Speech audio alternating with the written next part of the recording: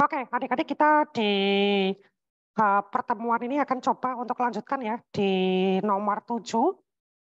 Ini kalau kita lihat nomor 7, cross bedding is most likely to be expected in layers. Cross bedding ya, ini kalau kita lihat dari soal itu merupakan soal tentang stratigrafi dan sedimentologi. Stratigrafi dan sedimentologi. Stratigrafi dan sedimentologi. Jadi ini soal tentang struktur sedimen. Kalau struktur sedimen, adik-adik harusnya sudah pernah pelajari ya, ada macam-macam struktur sedimen, baik yang struktur sedimen erosional, deposisional, post-deposisional, biogenik ya, itu kita harus sudah tahu apa macam-macam struktur sedimen yang ada.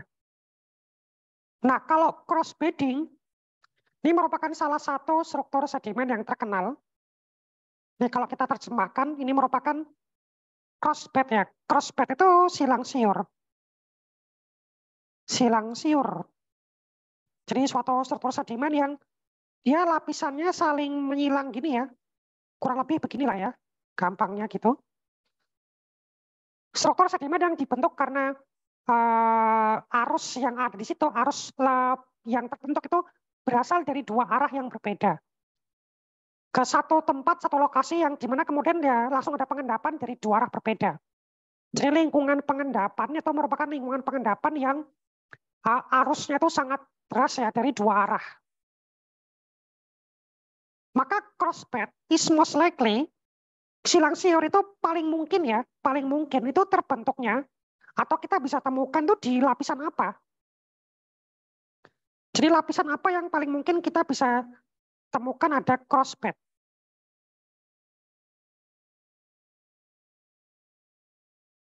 Nah, coba kita pikirkan nih.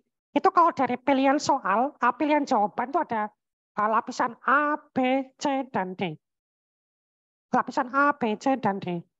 Nah, lapisan A, B, C, dan D ya, kalau kita coba lihat ya.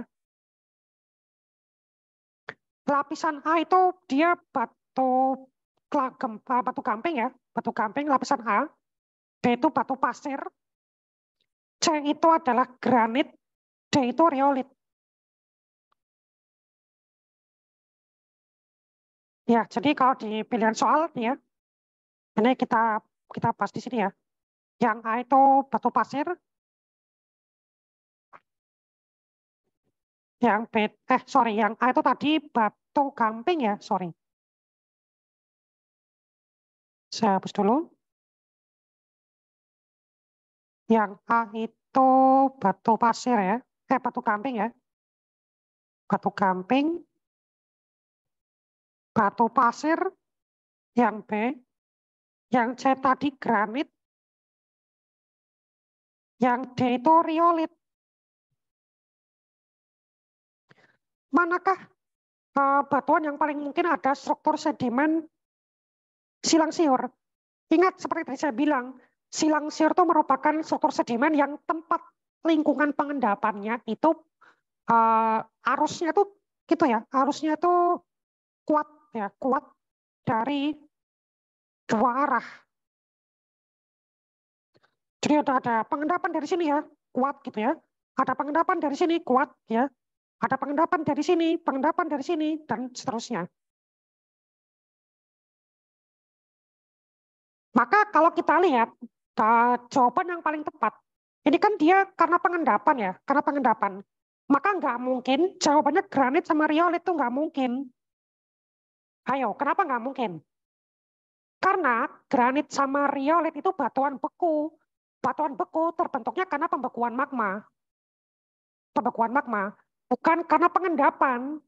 Maka nggak mungkin granit dan riolit itu ada struktur sedimen.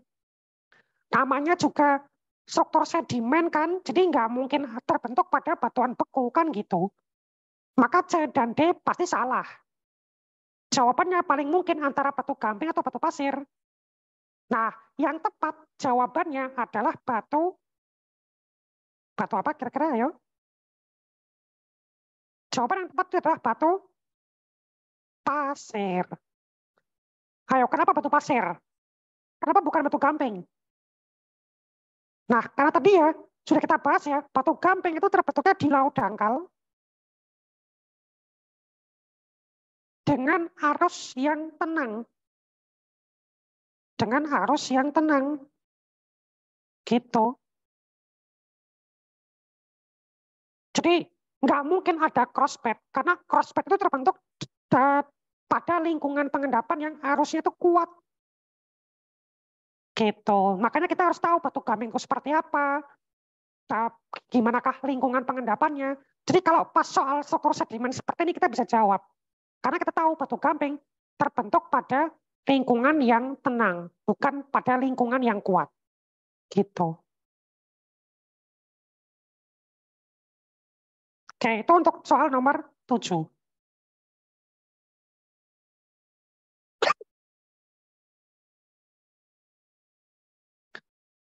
Oke, sekarang kita ke soal nomor 8. Nomor 8, which of following rocks, yang mana batuan di bawah ini yang merupakan hasil dari interaksi antara hidrosfer dengan biosfer. Hidrosfer ya berarti interaksi antara air ya, antara air dengan biosfer, antara air dengan organisme atau makhluk hidup. Jadi proses pembentukan itu melibatkan organisme dan juga makhluk hidup. Itu apa lapisannya?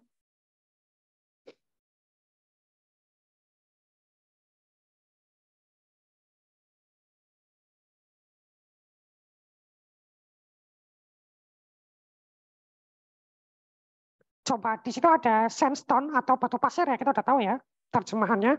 Salt atau batu garam, limestone atau batu gamping, sama granit.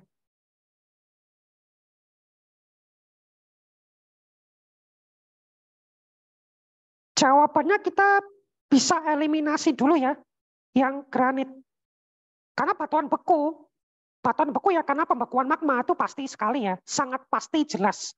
Jadi tidak ada peran dari organisme ya di dalam pembentukan batuan beku. Dan juga ya minim sekali peran dari air ya, itu sangat minim sekali. Bisa sih, misalkan pada batuan beku yang misalkan magmanya membeku di dalam air misalkan. Itu ketika dia membeku dalam air laut itu bisa membentuk struktur lava bantal. Ada sih interaksi dengan air, tapi kan istilahnya dia tidak berperan secara langsung gitu ya, tidak berperan secara langsung pada keseluruhan pembentukan batuan beku. Dan dalam konteks ini itu kan interaksi antara air sama organisme. Batuan beku jelas nggak mungkin. Yang tidak mungkin lagi kita bisa eliminasi salt. Salt itu batu garam ya. Batu garam itu terbentuknya karena peristiwa evaporasi. Jadi kalau batu garam itu karena peristiwa evaporasi. Jadi dari larutan-larutan yang mengandung garam atau mengandung NaCl, kemudian mengalami evaporasi, sehingga akan terendapkan mineral garam. Maka prosesnya murni proses fisika kimia. Ya, murni fisika kimia. Kalau dia batu garam. Kira-kira persis lah kayak pembentukan garam ya. Jadi air laut ya yang mengandung mineral garam, air lautnya diuapkan, dipanaskan sehingga air tawarnya menguap, kemudian akan terendapkan kristal-kristal mineral garam. Jadi prosesnya fisika kimia. Jadi salt kita bisa eliminasi. Kemudian ada sandstone dan limestone. Kalau sandstone itu ya pembentukannya karena pengendapan ya. Pengendapan material-material berukuran butir pasir. Atau sedimentasi. Atau deposisi. Jadi prosesnya murni proses fisika kimia juga. Kalau jawaban yang tepat itu adalah limestone, batu gamping. Kenapa? Karena pembentukan dari batu gamping itu bisa melibatkan organisme. Jadi pembentukan batu gamping bisa disebabkan karena organisme-organisme di laut dangkal yang mengandung karbonat, itu kemudian organisme itu nanti material-materialnya bisa terendapkan di laut. Misalkan material-material hasil hancuran dari cangkang-cangkang hewan laut ya yang mengandung karbonat, atau dari material hewan laut yang mengandung karbonat, dia kemudian mengendap lagi membentuk batu gamping. Jadi asalnya dari material dari makhluk hidup gitu. Jadi atau misalkan seperti batu gamping itu ya, seperti batu gamping plastik, kan dia dari pengendapan cangkang-cangkang hewan organisme. Nah itu dia dari makhluk hidup juga. Atau misalkan dari terumbu-terumbu karang itu kan dia jadi dari organisme ya, kemudian membentuk batu gamping. Jadi ya ada peran dari organisme di situ, biosfer. Maka jawabannya adalah limestone.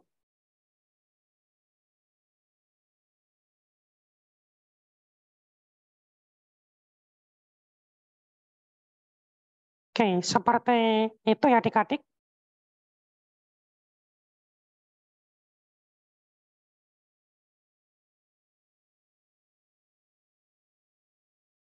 Nah, kita lanjut ke soal berikutnya. Ini nomor 9. Coba kita lihat ya nomor 9. Dan kita coba terjemahkan.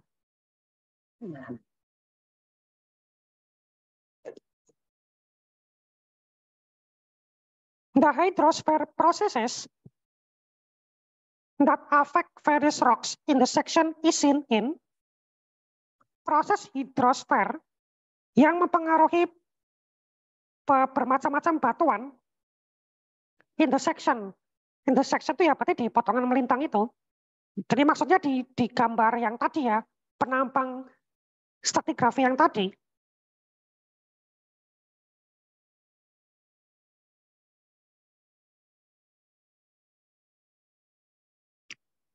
itu proses hidrosfer yang mempengaruhi macam-macam batuan itu terlihat di mana? Artinya aktivitas yang melibatkan hidrosfer yang mempengaruhi pembentukan macam-macam batuan itu terbentuknya di mana? Apakah hidrosfer itu berperan dalam pembentukan semua batuan? Atau semua batuan kecuali granit dan riolit, batu gamping, marl, dan batu garam? Atau yang D, batu pasir, kolomerat, dan batu gamping? Coba, jadi di manakah dari batuan-batuan ini yang pembentukannya itu dipengaruhi dari aktivitas hidrosfer, aktivitas yang berkaitan dengan air? Nah, coba kita pikirkan nih, kira-kira manakah yang prosesnya itu sangat bisa dipengaruhi oleh hidrosfer?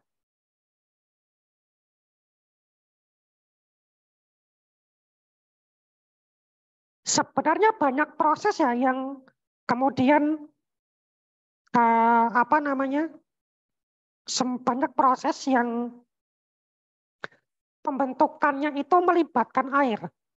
Tapi kalau pembentukannya itu melibatkan air ya,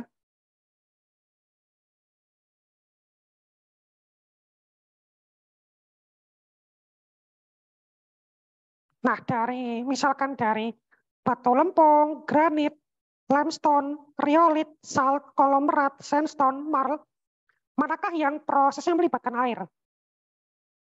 Yang pasti proses yang melibatkan air itu bisa terjadi pada batuan sedimen. Jadi proses yang melibatkan air itu bisa terbentuk karena batuan sedimen.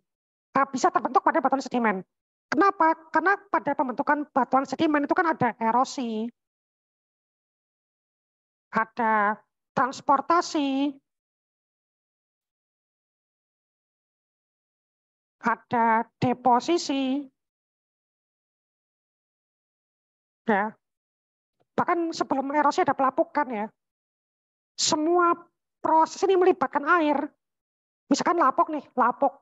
Lapuk itu kan bisa kena air. Pelapukan kimia misalkan, bisa kena air. Atau erosi. air itu kan merupakan salah satu agen erosi. Malah merupakan agen erosi yang utama. Transportasi. Nah, air juga merupakan agen transportasi. Jadi air sangat berperan dalam pembentukan batuan sedimen, terutama batuan sedimen yang klastik. Nah, pengendapan deposisi juga bisa dipengaruhi air. Misalkan ketika pembentukan batu gamping, kan dia terbentuknya dalam air. Pengendapannya, presipitasinya terbentuk di dalam air. Jadi pada pembentukan batuan sedimen yang non-klastik juga ada proses air. Gitu. Jadi kalau kegiatan seperti presipitasi ya, presipitasi juga dia ada pengaruh dari air. Karena kan batu gamping kan dia mengendapnya di dalam air, kan gitu. Artinya semua kegiatan pembentukan batuan sedimen, hampir semua itu bisa terbentuk karena air. Jadi misalkan batu gamping, batu garam, batu lempung, atau misalkan apa tadi ya, konglomerat ya, itu kan batuan sedimen. Maka dia bisa, limestone bisa, konglomerat bisa, sandstone bisa gitu ya. Marl juga bisa, salt juga bisa gitu ya. Ini jelas limestone ya bisa. Nah, kalau batuan beku gimana? Ini kan jelas ya kalau semisal batuan sedimen seperti clay bisa, limestone bisa, salt bisa, konglomerat bisa, sandstone bisa, marl bisa. Itu ada pengaruh dari air. Kalau batuan beku seperti granit sama riolit gimana? Batuan beku seperti granit atau riolit itu nanti pembentukannya kan dia pembentukannya karena itu ya karena pembekuan magma ya. Tapi kalau kita cek ya di dalam gambar ini kalau kita lihat granit sama riolit dia di erosi nih. Ada erosi di sini. Nah ini ada erosi.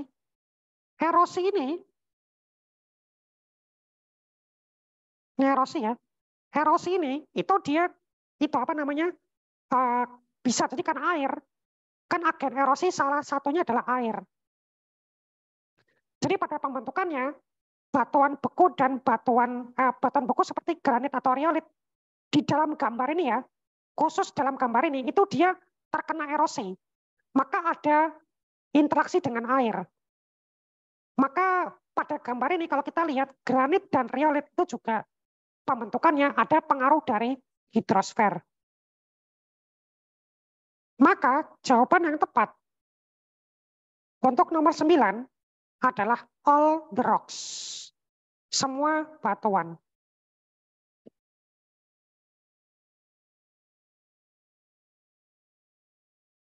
Oke, seperti itu ya adik-adik ya.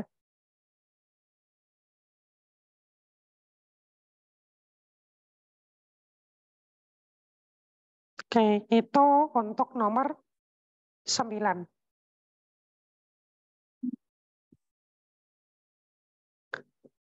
Kita ke nomor 10.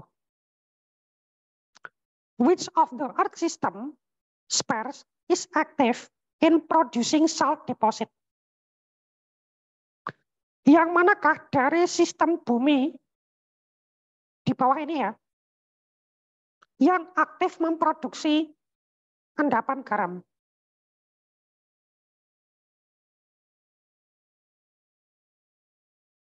Nah, mana nih kira-kira nih yang aktif memproduksi endapan garam nih kira-kira nih? Artinya garam atau batu garam ya pokoknya mau mineral garam, mau batuan garam atau mungkin cuma endapan garam, itu manakah sfer-sfer di bawah ini itu yang mempengaruhi pembentukan dari salt deposit itu? Apakah hidrosfer, biosfer, geosfer, atmosfer, atau apa gitu ya?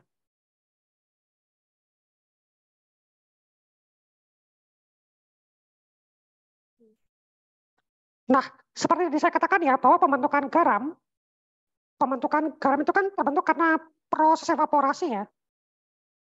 Jadi Misalkan nih di suatu perairan ya, ini kan suatu perairan. Di dalam perairan ini dia ada kandungan-kandungan dari apa namanya kation Na+, ada juga kemudian anion Cl-. Nah, nanti kemudian ketika Na+ ketemu dengan Cl-, maka dia akan bereaksi membentuk NaCl, membentuk NaCl.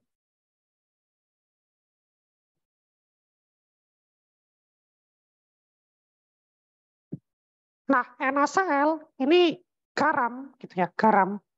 Dan kemudian pembentukan garam, endapan garam itu karena ada evaporasi. Jadi kena kena sinar matahari ya. Kemudian ada evaporasi nih. Evaporasi. Yang menguap itu adalah uap airnya aja. H2O-nya aja itu menguap. Maka nanti akan terbentuk endapan-endapan garam.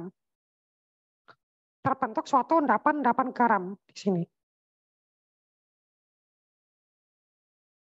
Kira-kira begitu secara garis besar proses pembentukan endapan garam. Nah, cuma pertanyaannya garam apa namanya larutan-larutan garam ya Na+ sama Cl- itu di situ itu bisa muncul Na+ sama muncul Cl- itu dari mana? Di dalam air laut gitu ya. Nah, kandungan-kandungan di dalam air laut itu bisa terbentuk karena dari daratan. Jadi misalkan sungai-sungai yang mengalir ya dari daratan ke laut, dia masuk ke laut itu sambil membawa material garam. Jadi material garam diduga itu dulunya berasal dari daratan, berasal dari benua-benua, dari hasil erosi-erosi batuan di daratan. Sehingga kemudian tererosi oleh sungai, materialnya terbawa masuk ke dalam laut. Jadi terbentuklah adanya larutan-larutan garam di dalam air laut gitu. Maka kalau misal kejadiannya seperti itu, maka geosfer pasti berperan ya, geosfer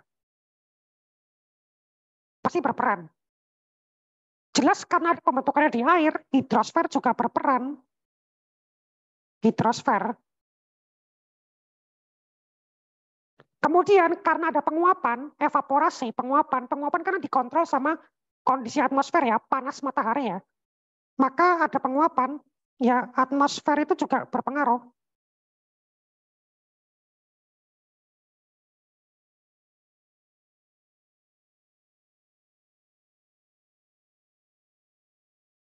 Oke, sebentar.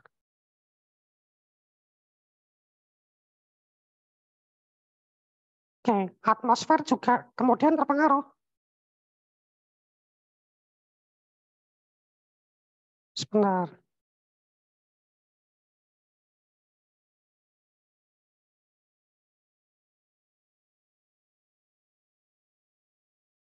Oke, atmosfer juga kemudian terpengaruh. Maka kemudian jawaban yang tepat untuk nomor 10 itu adalah jawaban yang B. Ya, jawaban yang B.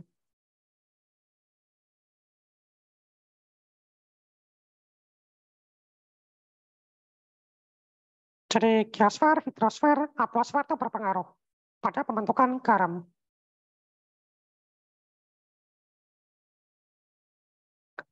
Oke, itu untuk nomor 10 ya. Jadi untuk nomor 1 sampai 10 yang tadi kita bahas, itu berdasarkan gambar satu yang penampang stratigrafi seperti yang di awal tadi. Oke, kita coba lanjut ke soal nomor berikutnya ya. Untuk soal nomor berikutnya, questions 11 to, to 13 corresponds to figure 2. Jadi pertanyaan 11 sampai 13 itu berkaitan dengan gambar 2. Di bawah ini gambar 2. This is a schematic diagram of typical cross-section of an ocean. Jadi merupakan diagram skematik dari suatu penampang melintang laut ya, laut ocean. Oke, ini merupakan suatu penampang melintang laut. Ini kalau kita lihat ini ada seperti palung ya.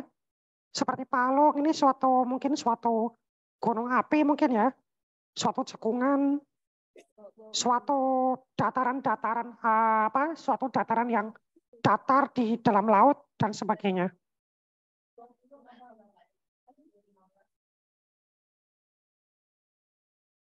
Oke, coba kita lihat di sini ya.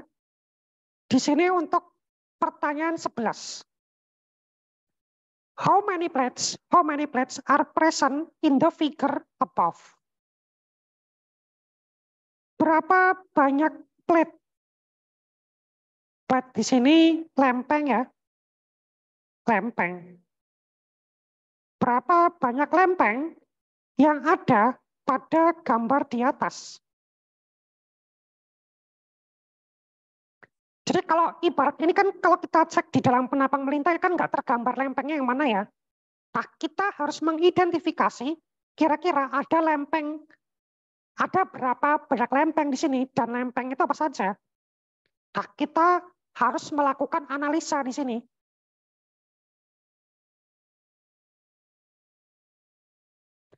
Coba silakan adik-adik untuk ini ya, untuk mencoba untuk memikirkan kira-kira ada berapa lempeng.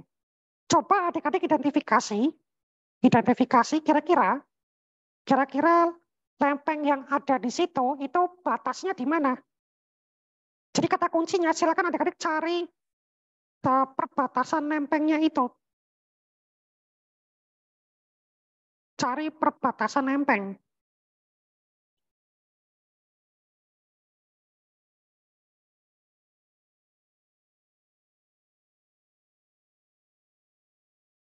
Oke, silakan coba dipikirkan ya.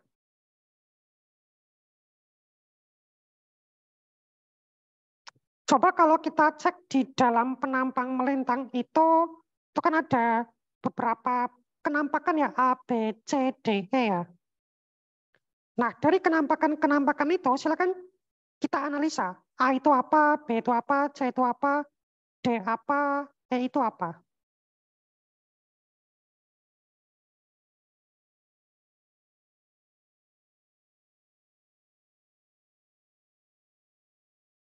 Yang pasti agak kelihatan ya di situ ya. Agak kelihatan di situ misalkan yang C tuh.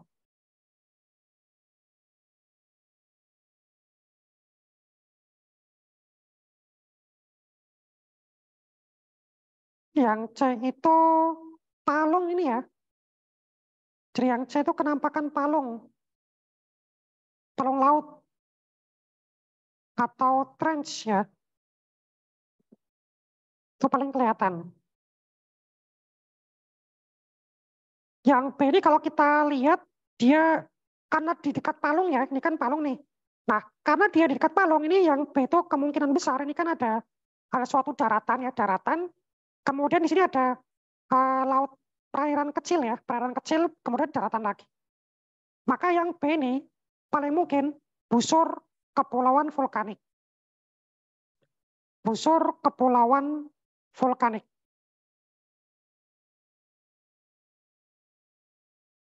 Atau volcanic arc. Volcanic Island Arc gitu ya.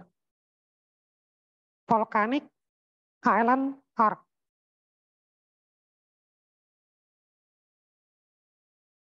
Itu yang B. Kalau yang D di sini paling mungkin itu adalah dataran abisal atau abyssal plain. Dataran abisal.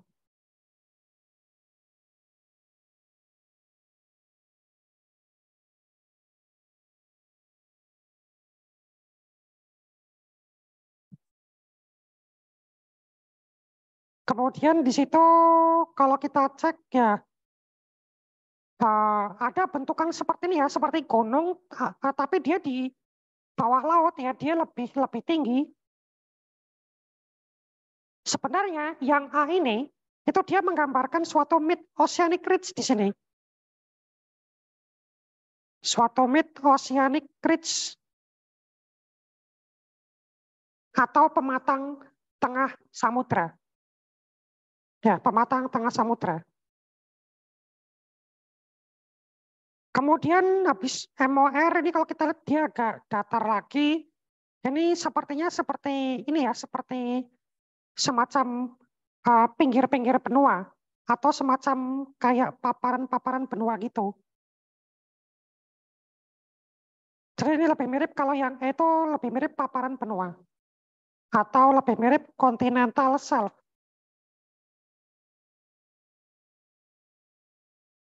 Continental shelf. Nah, maka kalau kita coba untuk lihat ya, kemungkinan ada lempeng, kalau kita cek ya, batas lempeng itu akan sangat tergambar pada palung laut. Itu kan jelas batas lempeng ya, palung laut. Paling tidak, palung laut dia menggambarkan bahwa di situ ada lempeng yang menunjam. Nah, gini ya. Nah, kan gini kalau dia palung laut ya. Nah, ini kan kayak, nah ini kan palung laut nih di sini pasti kan ini lempeng benua, ini lempeng samudra. Ada penunjaman, ini batas lempeng. Terus karena di sini ada mid oceanic ridge, maka di sini kemudian jadi batas lempeng lagi. Karena ada mid oceanic ridge, maka di sini ada batas lagi.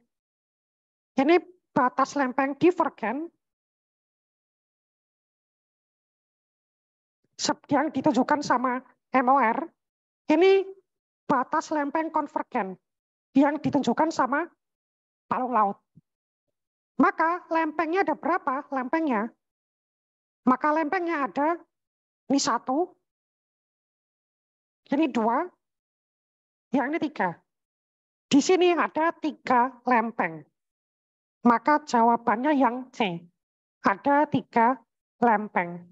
Gitu.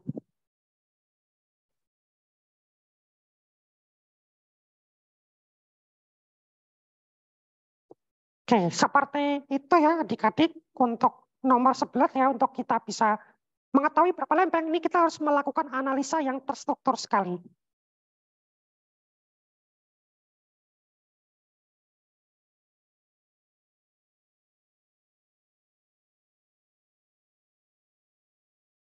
Oke, itu untuk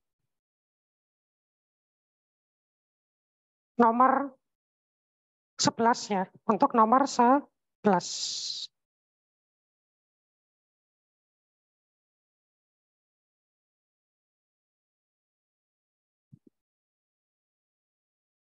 Oke, coba kita ke soal berikutnya. Ini 2 soal lagi ya. Kita ke nomor 12 ya. Ini karena masih berkaitan sama gambar ini ya. Which type of rock? Which type of rock could be formed in region A?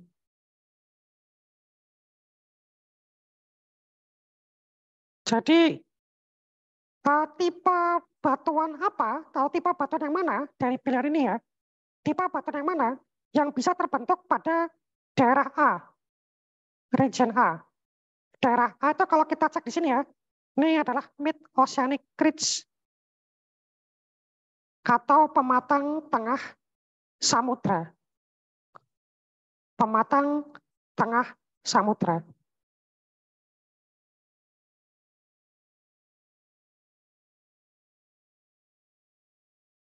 Nah, pematang tengah samudra seperti ini atau mid oceanic ridge pada daerah A, kira-kira tipe batuan apa yang bisa terbentuk pada daerah itu? Yang bisa terbentuk pada daerah-daerah mid oceanic ridge atau terbentuk pada daerah divergen. Daerah divergensi lempeng.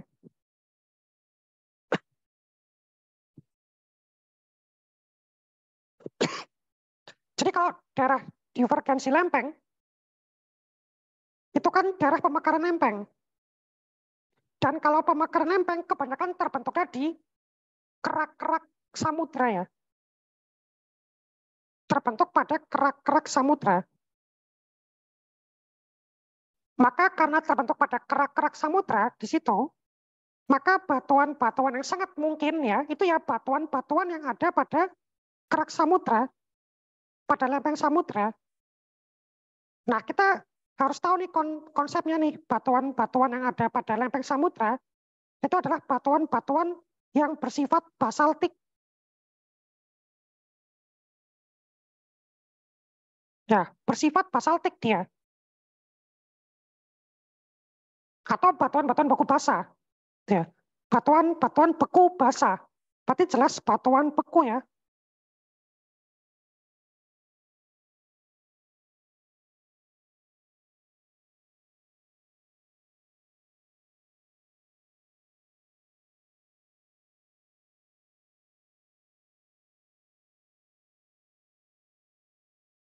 Nah, maka jawaban yang paling tepat adalah mostly basalt.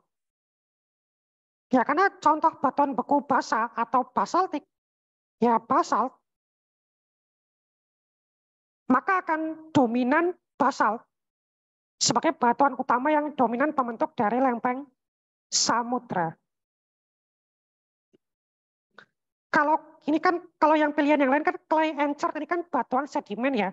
Ini konteksnya udah nggak tepat, karena kan kalau clay and chert sih mungkin kalau di permukaan dasar laut ya, clay, batu lempung atau chert, batu nisan itu bisa kita temukan di dasar laut, terutama chert itu di dasar laut dalam, tapi kan di permukaan. Di permukaan. Bukan merupakan batuan yang dominan penyusun dari lempeng samudra.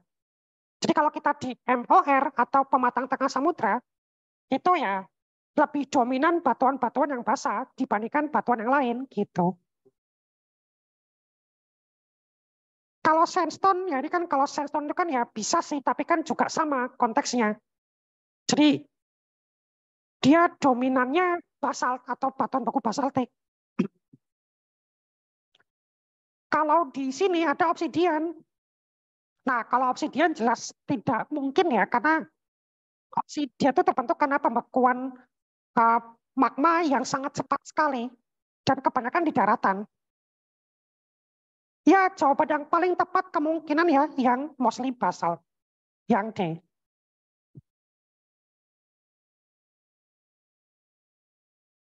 Oke, itu nomor 12.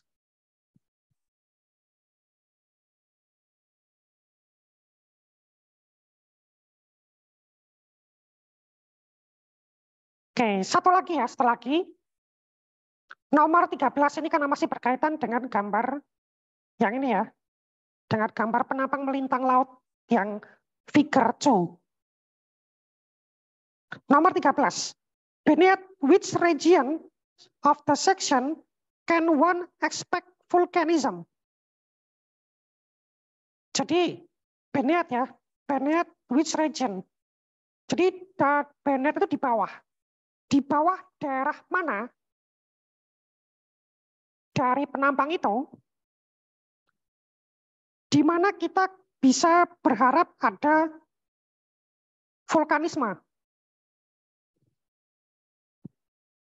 Jadi di daerah mana kita bisa temukan adanya vulkanisme. Yang mana nih? Dari gambar ini ya, yang bisa kita temukan proses vulkanisme. Nah ini kita perlu memikirkan ya, vulkanisme itu kan proses pembentukan gunung api ya, yang di situ ada aktivitas magma.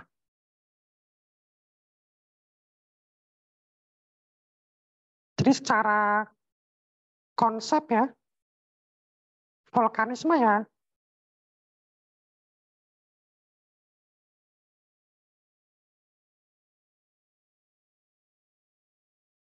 proses pembentukan gunung api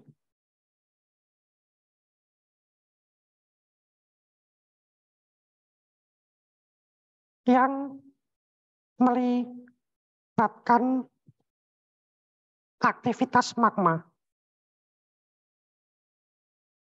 Itulah vulkanisme. Ya, kalau vulkanisme ditujukan oleh adanya pembentukan gunung-gunung api aktif. Di mana paling mungkin ada vulkanisme ya dari gambar ini. Tempat-tempat yang paling mungkin ada vulkanisme ya, coba kita lakukan analisa ya. Yang paling mungkin, yang tidak mungkin ya kalau dalam aktivitas ini ya, dari A, B, C, D ya. Yang tidak mungkin kita temukan vulkanisme, dataran abisal. Ini kan cuma dataran datar saja di bawah laut ya. Di situ dataran abisal itu nggak ada vulkanismenya. Jadi kalau D nggak mungkin ya, D nggak mungkin. Kita juga akan kecil kemungkinan menemukan vulkanisme di palung laut. Di palung laut juga nggak mungkin, karena kan dia cuma tempat pertemuan dua lempeng yang konvergen. Gitu. Jadi kalau di palung laut kita akan sangat kecil kemungkinan menemukan vulkanisme. Jadi C dan D nggak mungkin. Sangat kecil kemungkinan lagi kita menemukan di paparan benua. Paparan benua nggak mungkin. Karena paparan benua itu cuma bagian tepian benua. Cuma merupakan bagian tepi benua. Dan kalau kita cek paparan benua di sini, ini kan dia dekat sama perbatasan yang divergen. Maka paparan benua yang di sini itu paparan benua yang pasif. Tidak ada aktivitas vulkanismenya di sini. Maka yang paling mungkin ada vulkanisme, paling mungkin pertama mid-oceanic ridge. Jadi kalau mid-oceanic ridge itu lebih mungkin. Lebih mungkin. Karena di situ ada magma keluar ya, magma keluar dari astenosfer keluar ke pemekaran itu. Dan juga di situ ada pembentukan gunung api. Gunung api karena pemekaran. Yang paling mungkin lagi di sini busur kepulauan vulkanik. Jadi dari subduksi lempeng, nanti lempeng yang samudra dia akan bergerak naik ke atas membentuk sini akan membentuk suatu busur vulkanik di sini. Jadi kita akan temukan pulau-pulau vulkanik di sini di tempat B. Maka tempat B sama tempat A itu akan sangat mungkin ada vulkanisme. B sama A. Maka jawaban yang tepat ada ya B sama A. Itu yang paling mungkin ada vulkanisme.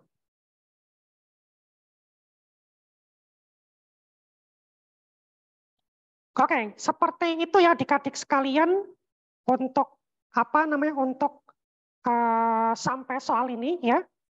Nanti silakan adik-adik silakan kalau semisal ada pertanyaan boleh untuk misalkan ditanyakan kalau semisal ada yang mau ditanyakan. Kalau semisal tidak ada nanti kita akan lanjutkan ke pertemuan berikutnya atau pertemuan yang lain. Terima kasih buat yang sudah hadir dan juga terima kasih buat atensinya. Saya akhiri ya, selamat siang semuanya. Wassalamualaikum warahmatullahi wabarakatuh. Terima kasih semuanya. Terima kasih banyak Bapak. Salam warahmatullahi wabarakatuh. Terima kasih, sampai